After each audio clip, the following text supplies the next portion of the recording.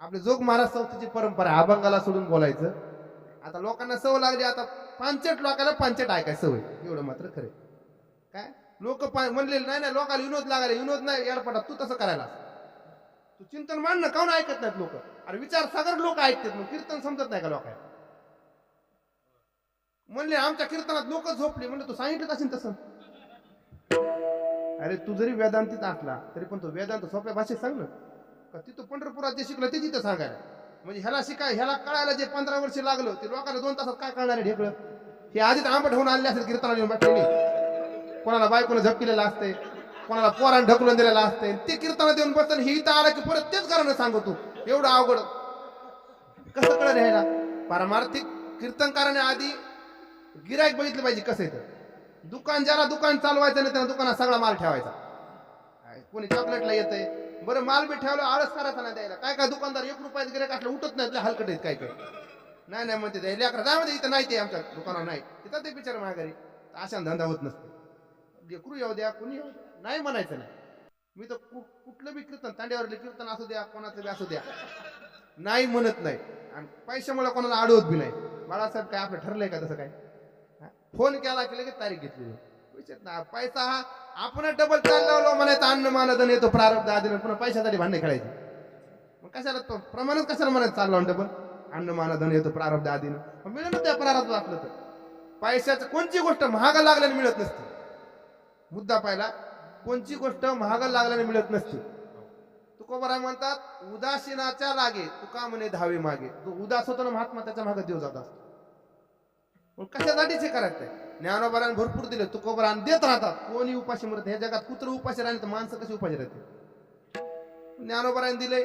आम्ही आळंदीला शिकलो, बोलत असताना एखादा शब्द जातच असतो, पण मला तरी वाटतं तसा काय गेला नाही. गेला असला तर तुम्ही मायबापाचा अंत करून माफ, किंवा जर काय चुकलं असलं तर मी रोडला नेऊन टाकतो तिकडं. ही तुमच्या गावात तर कशाला टाकू? अहो इथून पुढे कीर्तनकार तुम्हाला मिळतील, पण कलाकार, वाजणारे, म्हणणारे, भजनी मंडळी भेटणार नाहीत. कीर्तनकार का आणि कोणाला कीर्तनकार वाटायले? कीर्तनकार होतील पण भजने कुठून आणणार आहे तुम्ही? आता हेच एवढे भजने आहेत. आता बघा ह्याच्यात तरुण आहेत काय कोणी? सगळे जवळजवळ MS 70, MS 75, MS 65, MS 55, 55, 60 असे देत तरुण आहेत का? ह्यांच्यावर खरा फार मरत टिकून. यांना जपलं पाहिजे. काय काय कीर्तनकाराला म्हाताऱ्या माणसा विनोद घालतात, काय काय त्याच्याकडे बघून हसणार, त्याला हिस करणार, टाळा वाजवा असं. अरे ते आजच्या वयाचे त्याचे किती, तुझं वय नाही तेवढे यांचे परमार्थ दिवस गेलेत ना, आणि त्यांची टिंगल करायची. आता आमचे देवदास मामा मोठा महाराज, ह्यांच्यात ऐकून आम्ही चाली शिकलो. वांगी मामा विनायक घ्यायचे महाराज, मास्तर साहेब म्हणायचे देवदास राव करा सुरू. काय 2-2 अभंग महाराज वजनात परमार्थ केलेला आहे, आणि त्यांचं जीवन गेलं कडीला मस्त आनंदामध्ये.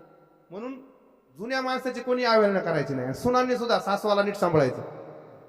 जर सासूला जर काय वाकडं तिकडे बोलत असे, झोपीत छत पड नागाव.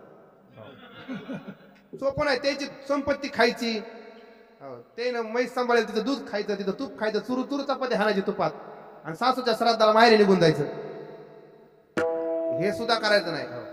जर सासवाला जर सांभाळलं तर तुम्हाला तुमची सून चांगलं सांभाळेल. आणि सुनाचे घराणे कोणापाशीच करायचं नाही, शेजाऱ्यांपाशीच अजिबात नाही. काय काय म्हाताऱ्याला लय सवय, काय काम नसते काय नाही. ते सून म्हणते आता बाई उंडे करून द्या ना, मला चपात्या करायची. चपात्या करा ना थोडी, पोरीला मी शाळेत नेऊन सोडते, डबा करते तिथं. म्हातारी सुनाला चपात्या करू लागत नाही, शेजारणीला जाऊन उंडे करून देते, तिला का पाणीत बसते. पोराचा शाळेचा गाडीचा टाइम झालाय, गाडी दारात येऊन हरण वाजरी, म्हातारी तुळशीला येडे घालायची. तू दिवसभर पोरगा शाळेत गेला, तुळशीला येडे घाल ना, काय अंगावर तुळस घेऊन झोप. ह्या साध्या साध्या गोष्टी सुद्धा आपल्या व्यवहारात आपण लक्षात घेतल्या पाहिजे. माझं चुकतंय का काही? साध्या साध्या गोष्टी. सुनाचं घरानं अरुण महाराज, बरं घरानं मी कोणापाशी सांगावं? चांगल्या बाईपाशी सांगावं ना. घरानं बाई अशा हिच्याकडे सांगायला, म्हातारीकडे खंटाळ म्हातारी, जिच्या धाकानं 4 सुना निरीत उड्या हाणल्यात, आणि तिच्यापाशी ही सुनाचं घरानं सांगेल.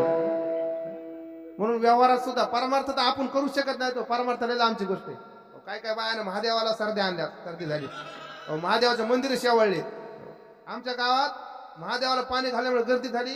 ती समोरची बाई उठायला म्हणून शेजारीने डोक्यात तांब्या टाकला तिच्या, शिरसड्याला ऍडमिट. काय त्या महादेवाला तरी, घरचा महादेव बिन भाकरीचा गेला राहणार, आणि हे महादेवाला म्हणे मी देव पूजाला चालले, देवाला बेल व्हायले म्हणे, फुलं व्हायले. सकाळी सकाळी शेजारीचे फुलं चोरले आणि देवाला व्हायले. तुकोबाराय म्हणतात तुम्ही स्वतः झाड लावा, स्वतः त्याचे फुले करा, मग देवाला वा. शेजारी उठायच्या आधी तू कशी तिचे चुरून आणले महादेवाला वाढले. महादेव म्हणतो हे फुलं नाही, हिनं माझ्या अंगावर दगड टाकले. येती तैसे दगडवरी मंत्र पुष्प देवासिरी.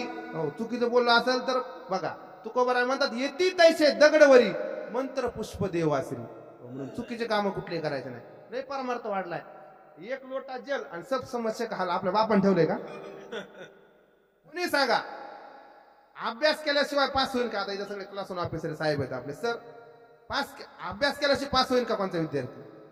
म्हणायचं महादेवाला तू जाऊन पाणी व्हाय पास होशील. आणि अभ्यास केल्याशिवाय असं म्हणलं असतं कोणी पाणी घाली सुटल ना. आणि तुम्ही दुसऱ्याचं कर्ज आणता, त्याच्याकडून आणू इकडे तुरतुरू खाताना त्याचं कर्ज बुडितान. ते एक लोटा जल सब समस्या काल होईल का? हे कधीच नसते. जे कष्टच करावं लागते भारतामध्ये. फुकट कोणाला बापाची पेन नाही, फुकट कोणाला काय मिळाल. परमार्थ एवढं नाही लोकांना भावनिक करायचं. हे लोक आळशी होते ना. आधीच तर काय लोक म्हणजे साधू संतांनी समाज आळशी बनवला. तुकोबाराचे एकच प्रमाण घ्यायचं, ठेवले अनंत तैसेचे राहावे, चित्ती असू द्यावे समाधान. अरे हे प्रमाण तुकोबाराने कधी लिहिलंय? याच्यामध्ये तुकोबारांनी प्रारब्धवाद सांगितला, पण काय ठिकाणी प्रयत्नवाद सांगितला ना. ओले मुळ भेदी खडकाचे अंग, अभ्यासाशी सांग कार्यसिद्धी. हे तुकोबारांनी इथं प्रयत्नवाद आहे ना. आज बी जुन्या काळामध्ये ज्या विहिरी होत्या, त्या विहिरीला ती सौंदर्य असायची, त्याला सोल बांधून ती पाणी शेंदायची. तर त्या सोलीचा रोज सराव होऊन घासून त्या चिऱ्याला सुद्धा ते काच पडायची. दोरे चिरा कापे पडीला काचणी आणि अभ्यासे शिवणे विष पलपची. तू अभ्यास केला काय होणार नाही. म्हणूनही अभ्यासाशी काही सर्वता दुष्कर नाही.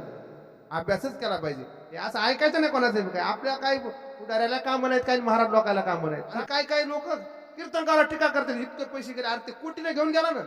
महाराष्ट्रातला पैसा बाहेर गेला. मग आमचे महाराज लोक महाराष्ट्रातला पैसा महाराष्ट्रात राहील ना.